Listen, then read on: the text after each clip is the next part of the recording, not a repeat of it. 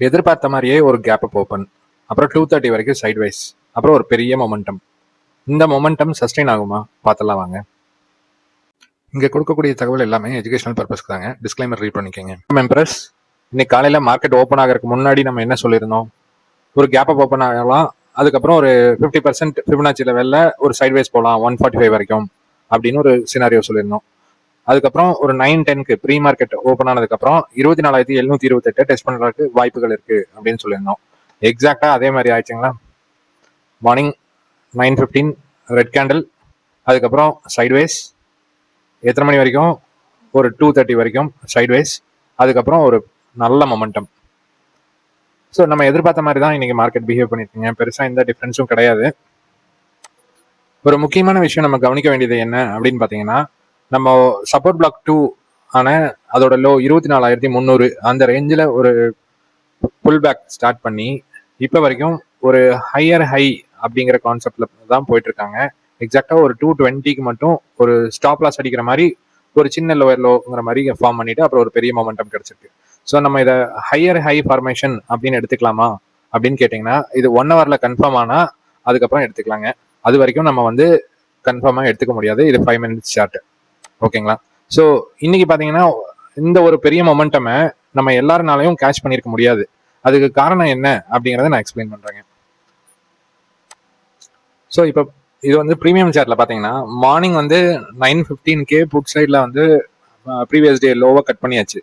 ஆனால் நம்ம இந்த இடத்துல பார்த்தீங்கன்னா உங்களுக்கு ஒரு 9:40க்கு ஒரு பிரேக் அவுட் கொடுக்குற மாதிரி கொடுக்குறாங்க. அப்புறம் ஒரு திருப்பியும் பிரேக் டவுன் பண்ணியாச்சு. ஒரு சைட்வைஸ் மார்க்கெட் மாதிரி இருந்தது. இந்த சைட்வைஸ் மார்க்கெட்ல என்டர் ஆகும்போது உங்களுக்கு ஸ்டாப் லாஸ் அடிக்கிற மாதிரி இருக்கும். ஸோ எக்ஸாக்டா ஒரு மார்னிங் 9:30லேருந்து ஒரு 220 வரைக்கும் இதே ப்ராசஸ்ல இருக்கும்போது சடனா இந்த இடத்துல ஒரு மொமெண்டம் கிடைக்கும் அப்படிங்கிறது நம்ம யாருமே எதிர்பார்த்திருக்க மாட்டோம். ஸோ அதனாலதான் நான் என்ன சொன்னேன், இது வந்து எல்லா ரீட்டைலர்ஸ்னாலையும் நம்மளால இது பிளான் பண்ணி கேப்சர் பண்ணிருக்க முடியாது அப்படிங்கறத சொன்னேங்க. நார்மலா ஒரு க்ளோஸ் எபவ் போனாங்கன்னா ஒரு ஹை வரைக்கும் போவாங்க. ஆனா இன்னைக்கு பாத்தீங்கன்னா ஒரு சைட்வேஸ் ஒரு மேனிபுலேஷன் மாதிரி போயிட்டு ஒரு சடன் மொமெண்டம் இங்க போய் எல்லாத்தையும் ட்ராப் பண்ணிட்டு அதுக்கப்புறம் ஒரு மொமெண்டம் கொடுத்த மாதிரி இருந்ததுங்க. ஸோ இப்போ டே சார்ட்ல எப்படி இருக்கு அப்படின்னு பார்த்தீங்கன்னா, டே சார்ட்ல நம்ம சேனலுக்குள்ள வந்துட்டோம். நம்ம ஆல்ரெடி இந்த வாரத்துக்கு முன்னாடி நம்ம சொல்லியிருந்தோம் ஒரு சேனல் இருக்கு, இந்த சேனலுக்குள்ள ஒரு அப் அண்ட் டவுன் போறதுக்கு நிறைய சான்சஸ் இருக்கு அப்படிங்கிற மாதிரி நம்ம சொல்லியிருந்தோம். எக்ஸாக்டா அந்த சேனலுக்குள்ள வந்தாச்சு. ஆனால் வால்யூம் கலெக்ஷன் நல்லா ஹெவியாக வால்யூம் கலெக்ஷன் நடக்குது. இதை கவனிச்சுக்கோங்க. ஒரு பிரேக் அவுட் ஏதோ ஒரு நல்ல நியூஸ் கிடைச்சதுன்னா அந்த பிரேக் அவுட் வந்து ஒரு நல்ல வேற லெவல்ல ஒரு பிரேக் அவுட் கிடைக்கிறதுக்கு நிறைய சான்சஸ் இருக்குங்க. இப்போ நம்ம அந்த ஈக்குவல் லோஸ்க்கு மேலே வந்தாச்சு. இப்போ இது ஒரு ஸ்ட்ராங்கான சப்போர்ட் அப்படிங்கிற மாதிரி மாறிடும். 24,587 அப்படிங்கிறது வந்து ஒரு ஸ்ட்ராங்கான சப்போர்ட் ஆயிரும். டோட்டலா 3 தாட்டி நம்ம இதை ரீடெஸ்ட் பண்ணியாச்சு. 3 தாட்டி ரீடெஸ்ட் பண்ணிட்டு இதை ஹோல்டு பண்ணங்காட்டி ஒரு சப்போர்ட் ஜோனா நம்ம இதை கன்சிடர் பண்ணலாங்க. இப்போ நெக்ஸ்ட் என்ன அப்படின்னு பாத்தீங்கன்னா 25,465 இது வரைக்கும். அப்புறம் பாட்டம் பாத்தீங்கன்னா 24,587. இந்த சேனலுக்குள்ள கொஞ்ச நாள் கன்சாலிடேட், இந்த நியூஸ் கிடைக்கிற வரைக்கும் ஒரு கன்சாலிடேட் ஆகிறதுக்கு நிறைய சான்சஸ் இருக்கு. இதனாலதான் நம்ம லாஸ்ட் ஃப்ரைடேவே என்ன வீடியோ போட்டிருந்தோம் அப்படின்னு பாத்தீங்கன்னா, ஒரு நிப்டி கன்சாலிடேஷனுக்குள்ள போற மாதிரி இருக்கு அப்படிங்கிற மாதிரி நம்ம சொல்லியிருந்தோம். இந்த வால்யூம் கலெக்ஷன் எல்லாம் முடிஞ்சதுக்கு அப்புறம் ஒரு பிரேக் அவுட் கிடைச்சு மேல போனா ஒரு ஹெல்தியான அப் ட்ரெண்ட் கிடைக்கிறதுக்கு நிறைய சான்சஸ் இருக்குங்க. இப்போ பேங்க் நிப்டி பாத்தீங்கன்னா நேத்து அந்த 0.786ல ஒரு ரிவர்சல், அப்புறம் இன்னைக்கு ஒரு ரீடெஸ்ட் பண்ணிட்டு திருப்பியும் ஒரு புல் பேக் அப்படிங்கிற மாதிரி இதை கன்சிடர் பண்ணலாங்க. ஸோ நெக்ஸ்ட் டார்கெட் பார்த்தீங்கன்னா 59,300 அடுத்த டார்கெட். அதை பிரேக் பண்ற பட்சத்தில் 59,774. அப்போ சப்போர்ட் அப்படின்னு பார்த்தீங்கன்னா இமீடியட் சப்போர்ட் அப்படின்னு பார்த்தீங்கன்னா 58,635. அதை கட் பண்ணும்போது 58,506, 493. ஸோ இந்த ரேஞ்சுக்குள்ள ஒரு சப்போர்ட் இருக்குங்க. ஸோ அப் ட்ரெண்ட் போற மாதிரி நம்மளுக்கு காமிக்கிறாங்க. இன்னும் கம்மிங் டேஸ்ல தான் தெரியும். உங்களுக்கு ஒரு 0.5க்கு மேல ஒரு பாடி க்ளோஸ் வைக்கும்போது தான் நம்மளுக்கு அப் ட்ரெண்ட் கன்ஃபார்ம் ஆகுங்க. ஓகேங்களா? ஸோ அதுக்கு தகுந்த மாதிரி நீங்க பொசிஷன்ஸை பிளான் பண்ணி எடுத்துக்கோங்க.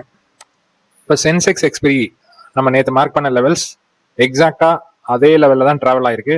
நம்ம என்ன சொல்லியிருந்தோம், 79,400 அது வந்து உங்களுக்கு ஃபர்ஸ்ட் ரெசிஸ்டன்ஸாக ஆக்ட் ஆகும் அப்படின்னு சொல்லியிருந்தோம். காலையிலேருந்து 500லேருந்து ஒரு 300 அந்த ரேஞ்சிலேயே வந்து கன்சாலிடேட் ஆகிட்டு இருந்தாங்க. அதுக்கப்புறம் ஒரு சரியான அப் ட்ரெண்ட். இந்த அப் ட்ரெண்ட் பார்த்தீங்கன்னா ஒரு 700 பாயிண்ட்ஸ். இதை பற்றி நம்ம டெலிகிராம் குரூப்ல நம்ம நிறைய பேசியிருந்தோம். இவ்வளோ பெரிய மொமெண்டம் கிடைக்கிறதுக்கு வாய்ப்பு இருக்குமா, ஒரு 700 பாயிண்ட்ஸ் கிடைக்கிறதுக்கு வாய்ப்பு இருக்குமா அப்படிங்கறத நம்ம ஒரு 12 o'clock 12:30 அந்த டைம்லயே நம்ம கேட்டிருந்தாங்க டெலிகிராம் குரூப்ல. ஏன்னா 80,300 அப்படிங்கிற ஒரு ஸ்ட்ரைக் ப்ரைஸில் இருக்கிற கால் பார்த்தீங்கன்னா ஆல்மோஸ்ட் 15 ருபீஸ் 2 o'clock நம்மளுக்கு சேல் ஆகிட்டு இருந்தது. ஸோ அப்படிங்கும்போது அந்த இடத்துல இருக்கிற கால் ரைடர்ஸ் ஒரு பேனிக் மோட்ல தான் இருக்காங்க அப்படிங்கிறதுக்கு வேண்டி நம்ம அந்த ஒரு கொஸ்டின் போட்டிருந்தோம். எக்ஸாக்டா என்ன ஆச்சு அப்படின்னு பார்த்தீங்கன்னா ஒரு 2:30க்கு மேலே ஒரு நல்ல மொமெண்டம், அது 80,270 வரைக்கும் போயிட்டு அதுக்கப்புறம் ஒரு ரீட்ரேஸ்மெண்ட் கீழே வந்திருக்குங்க. ஸோ இன்னைக்கு ஒரு நல்ல ட்ரேட், ஆனால் எல்லாத்தினாலையும் எடுத்துக்க முடியாது, பரவாயில்ல. But market is not going to close today. நம்ம நெக்ஸ்ட் ட்ரேட் ஒரு ஆஸ் பர் ரூல் நம்மளுக்கு ஒரு ட்ரேட் கிடைக்கும் போது அந்த ட்ரேட் எடுக்கிறதுக்கு ட்ரை பண்ணாங்க.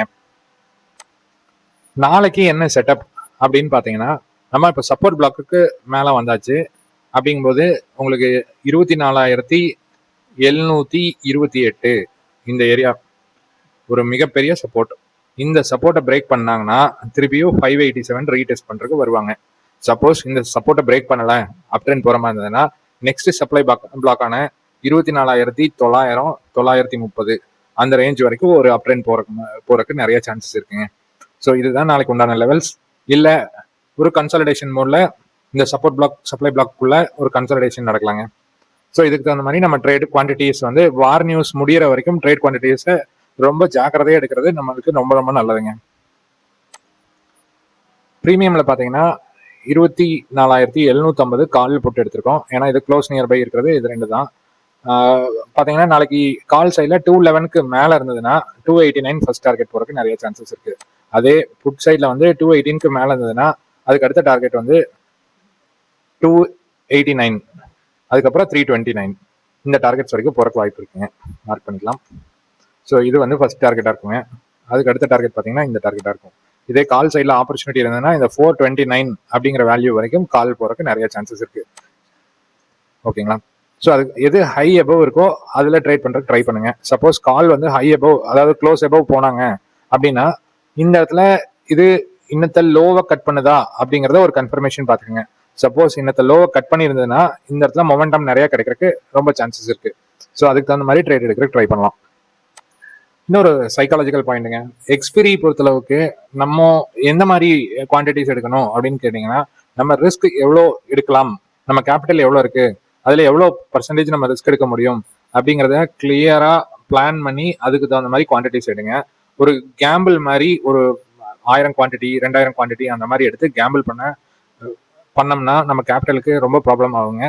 ஏன்னா ஒரு தாட்டி கேபிட்டல் ப்ளோ ஆயிடுச்சுன்னா அதுக்கப்புறம் திருப்பியும் அந்த கேபிட்டலை ரெடி பண்ணுறதுக்கு எவ்வளோ கஷ்டம் அப்படிங்கிறது நம்ம எல்லாத்துக்குமே தெரியும். ஸோ அதுக்கு தகுந்த மாதிரி கேர்ஃபுல்லாக எக்ஸ்பிரி ட்ரேட்ஸை பிளான் பண்ணணும். இன்னொன்று, ஒரு எக்ஸ்பிரி ட்ரேடில் ஒரு 100% ரிட்டர்ன் ஆன் இன்வெஸ்ட்மெண்ட் கிடைச்சதுன்னா அதுலேருந்து எக்ஸிட் ஆகிறது ரொம்ப ரொம்ப நல்லதுங்க. அதுக்கு மேலே க்ரீடாக நம்ம எக்ஸ்ட்ரா நிறையா லாட்டை போட்டு வெயிட் பண்ணோம்னா அது எல்லா நாளும் நம்மளுக்கு அந்த ரிட்டர்ன்ஸ் கிடைக்குமா அப்படின்னு கேட்டிங்கன்னா கஷ்டம் தாங்க. ஸோ ஆஸ் பர் ரூல் ஒரு 70 to 100% ரிட்டர்ன் ஆன் இன்வெஸ்ட்மெண்ட் கிடைச்சதுன்னா அந்த இடத்துல எக்ஸிட் ஆகிறது ரொம்ப ரொம்ப நல்லது. ஓகேங்களா? ஸோ இன்னைக்கு சொன்ன இன்ஃபர்மேஷன் உங்களுக்கு பிடிச்சிருக்குன்னு நினைக்கிறேன். பிடிச்சதுன்னா ஒரு லைக் பண்ணுங்க, ஷேர் பண்ணுங்க, சப்ஸ்கிரைப் பண்ணுங்க. தேங்க்யூ.